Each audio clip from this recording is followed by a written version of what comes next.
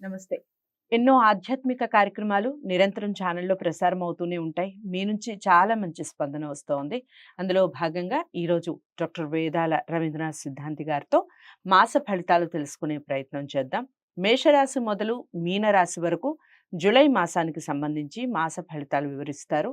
ఇక మీకు ఎలాంటి డౌట్స్ ఉన్నా, ఎలాంటి సమస్యలున్నా, ఇంకా వ్యక్తిగత జాతకాల్ని పరిశీలించుకోవాలి అనుకున్నా స్క్రీన్ మీద కనపడే నెంబర్‌కి కాల్ చేయండి. గురువుగారు మీతో మాట్లాడటం జరుగుతుంది. మీకు అపాయింట్మెంట్ ఇచ్చి మీకు ఎలాంటి సమస్యలున్నా దానికి తగ్గ పరిహారం చెప్పడం జరుగుతుంది.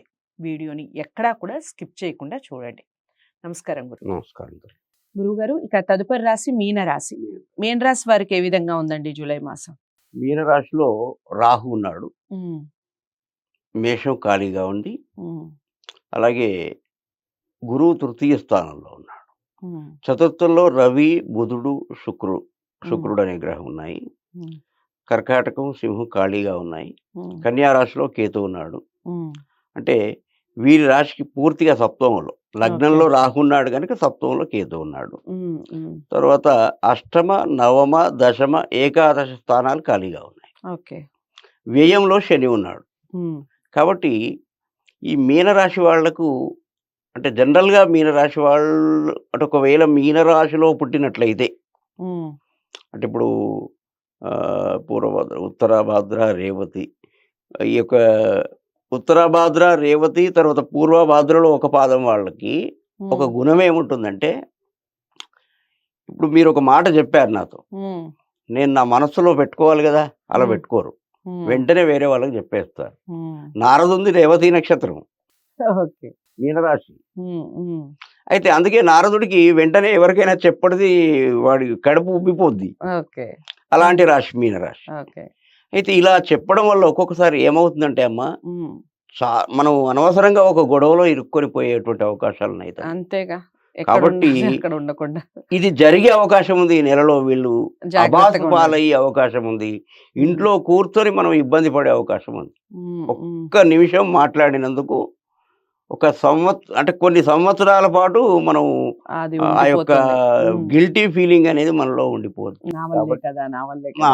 హ్మ్. హ్మ్. కాబట్టి కొంచెం నోటికి తాళం వేసుకోవడం అనేది మీనరాశి వారు చాలా ఉత్తమము. రైట్. నాలుకకు పని చెప్పకండి. ఓకే. కొంచెం మెదడుకు పని చెప్పుకోండి. ఏదైనా ఆధ్యాత్మిక పుస్తకాలు చదవండి. మంచి హ్మ్. ప్రోగ్రామ్స్ యూట్యూబ్ ఛానల్‌లో గానీ, టీవీల్లో గానీ మంచి ప్రోగ్రామ్స్ చూడండి. హ్మ్. మంచి వాళ్ళతో స్నేహం చేయండి. ఓకే. మంచిగా ఉండండి. హ్మ్. హ్మ్. లేకపోతే చాలా ప్రమాదకరంగా సూచన చెప్తున్నాను. ఓకే. ఒక రాహు లగ్నంలో ఉండగా. హ్మ్. ఎందుకు రాహువు లగ్నంలో ఉంటే బుద్ధిని పనిచేయనివ్వడు. హ్మ్. హ్మ్. అదమ్మా. సప్తమంలో కేతువు కూడా ఉన్నాడు కాబట్టి కొంచెం తోడవుతాడు. ఓకే.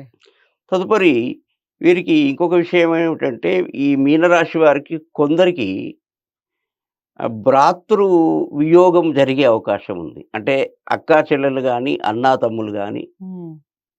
కాలం చేసేటువంటి అవకాశం. అయ్యో! హ్మ్. ఇక తప్పదు గదమ్మా! హ్మ్. అట్లా యోగం ఈ మీనరాశి వాళ్ళకి మాత్రమే కనపడుతుంది. ఇక మిగతా ఓకే. ఏ రాశికి చెప్పలేదు నేను. హ్మ్. హ్మ్. మీనరాశి వాళ్ళకు అన్నదమ్ములకు లేదా అక్కచెల్లెళ్ళకు కొంచెం ఇలా జరిగే అవకాశాలు ఎక్కువగా హ్మ్. కనబడుతున్నాయి. హ్మ్.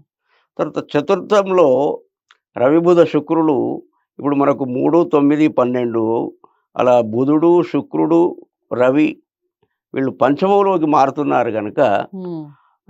వీళ్ళు పంచమంలోకి మారుతున్నారు గనక పంచమం సంతాన స్థానం అవుతుంది గనక ఓకే. సంతానానికి కొంత ఇబ్బందికరంగా ఉండే అవకాశం ఉంది. హ్మ్.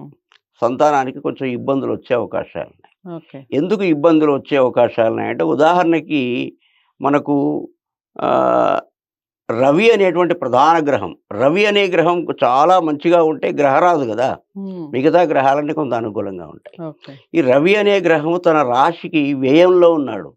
హ్మ్. కర్కాటకంలో. హ్మ్. హ్మ్. ఇదొకటి కొంచెం మైనస్ పాయింట్ ఈ మీనరాశి వాళ్ళకి. ఓకే. ఎందుకంటే సింహరాశి ఆయన స్వక్షేత్రం.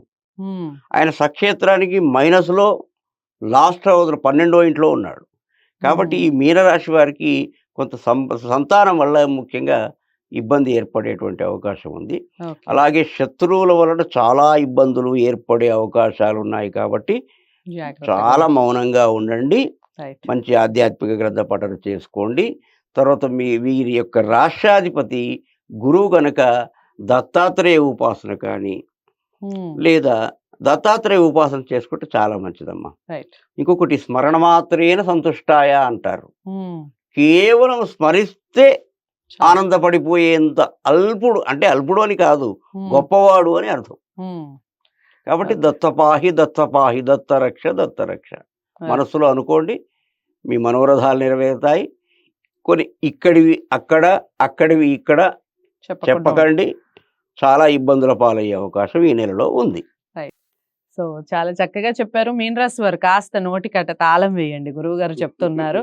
మీరు ఎటువంటి డౌట్స్ ఉన్నా ఖచ్చితంగా కామెంట్ బాక్స్లో తెలియచేయండి. ఇంకా మీరు పరిహారాలకు సంబంధించి కానివ్వండి, ఈ పూజలకు కానివ్వండి, లేదా మీకు పెళ్ళిళ్ళకి సంబంధించి కానివ్వండి, ఇలా ఏ దోషాలు ఉన్నా మీరు సంప్రదించవచ్చు స్క్రీన్ మీద కనపడే నెంబర్కి. డాక్టర్ వేదాల రవీంద్రనాథ్ సిద్ధాంతి గారు మీకు ఈ జాతకాలని చూసి ఏ పరిహారాలు చేసుకుంటే మీకు శుభ ఫలితాలు కలుగుతాయి అనేది చెప్పడం జరుగుతుంది.